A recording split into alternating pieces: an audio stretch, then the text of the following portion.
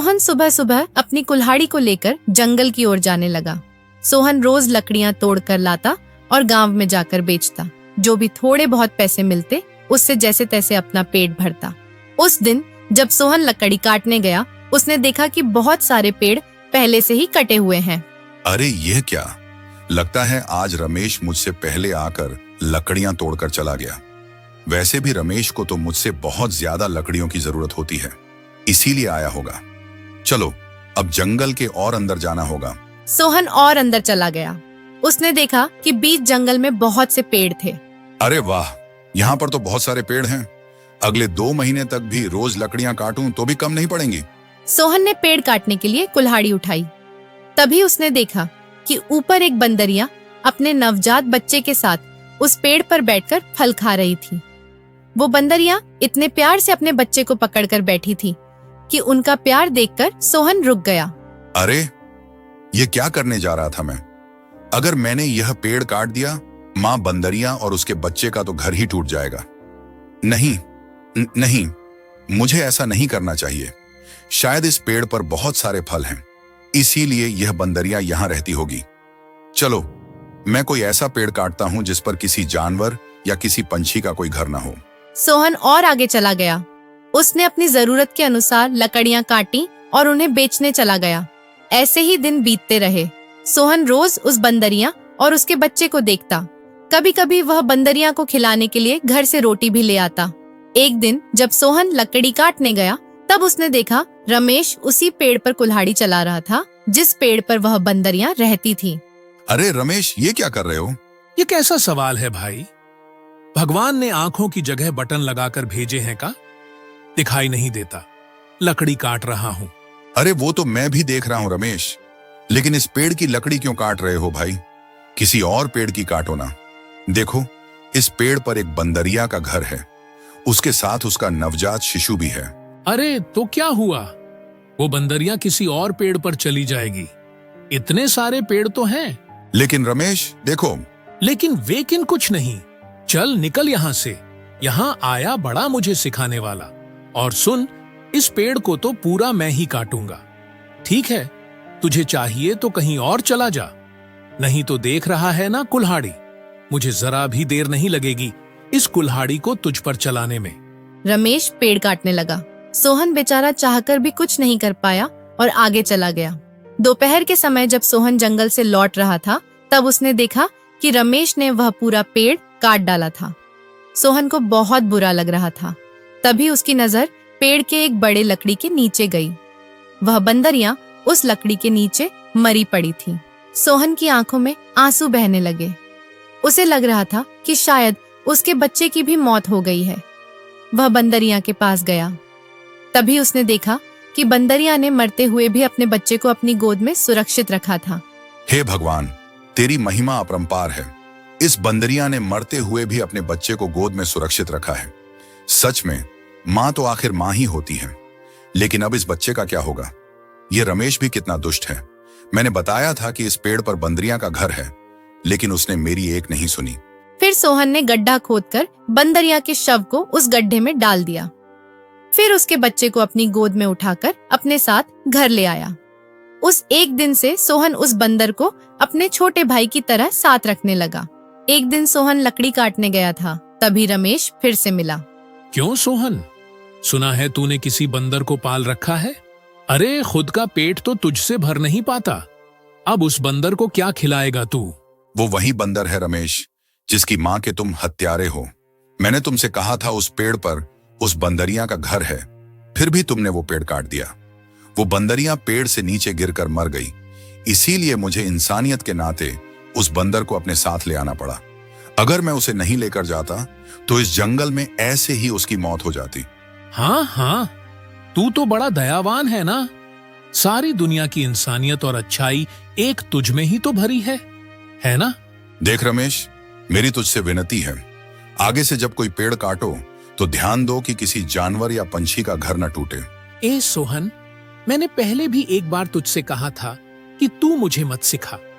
जब तूने कुल्हाड़ी हाथ में लेना सीखा था, उससे कई साल पहले से मैं लकड़ी काट रहा हूं। तू कौन होता है मुझे सिखाने वाला? रुक, तुझे अभी मजा सिखाता हूँ।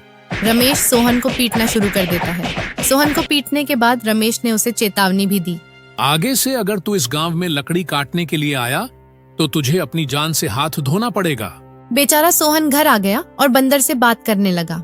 चलो दोस्त, अब इस गांव से हमारा दाना पानी उठ गया है।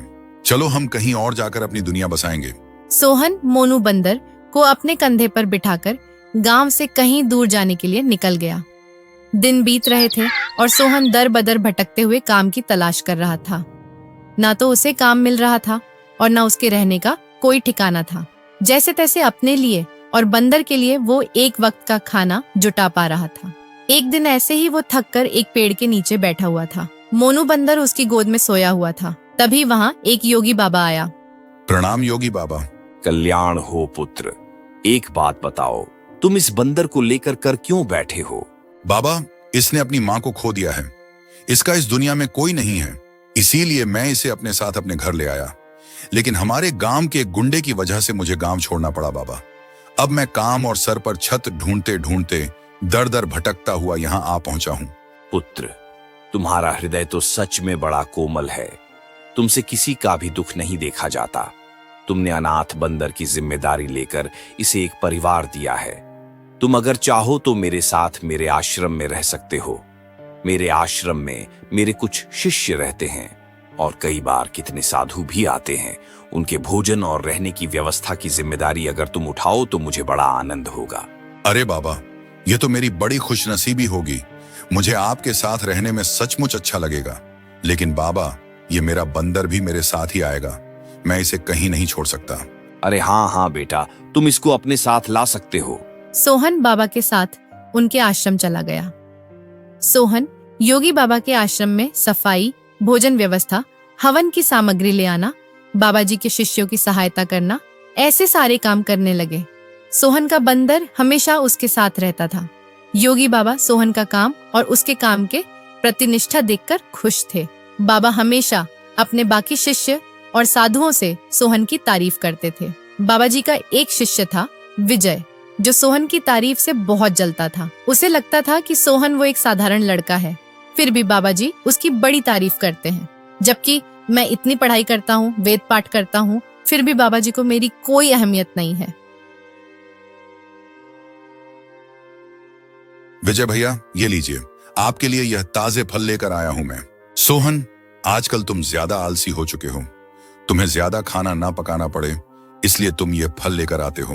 अरे ऐसी बात नहीं है भैया, वो बाबूजी ने आज सबको फलाहार करने को कहा है ना, इसीलिए मैं फल लेकर आया था।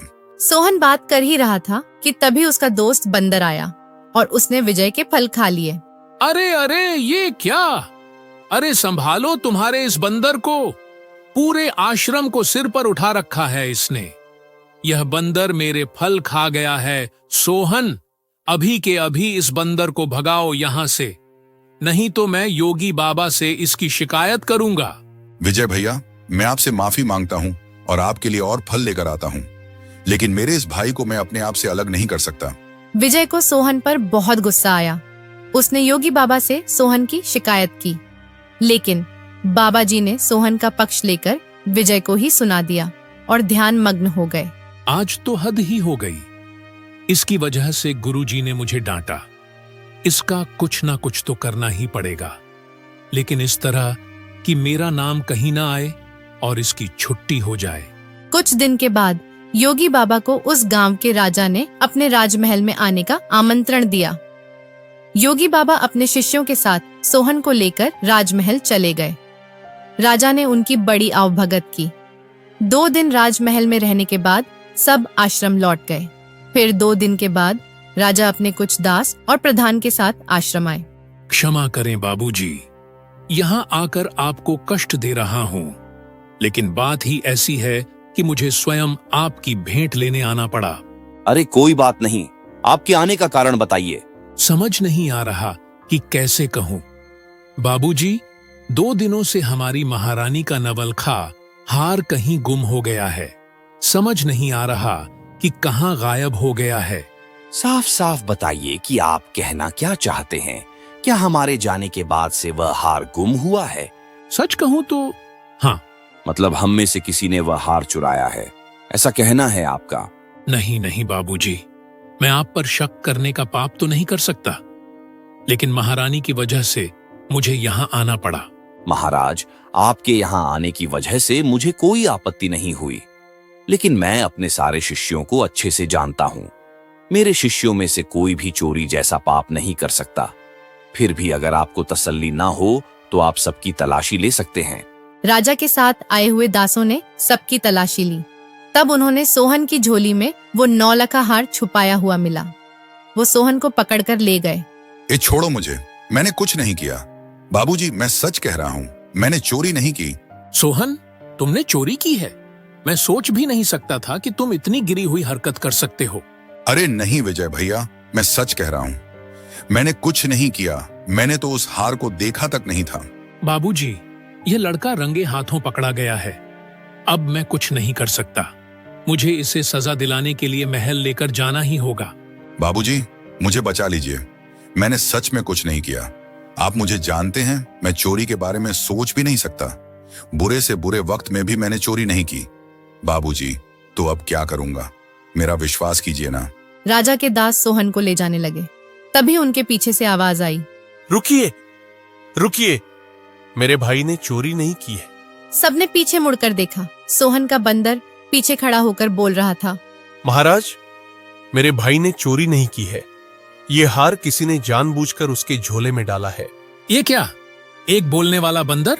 हाँ, मैं एक बोलने वाला बंदर हूं। मेरे बचपन से लेकर अभी तक भाई मुझसे बात करते आए हैं।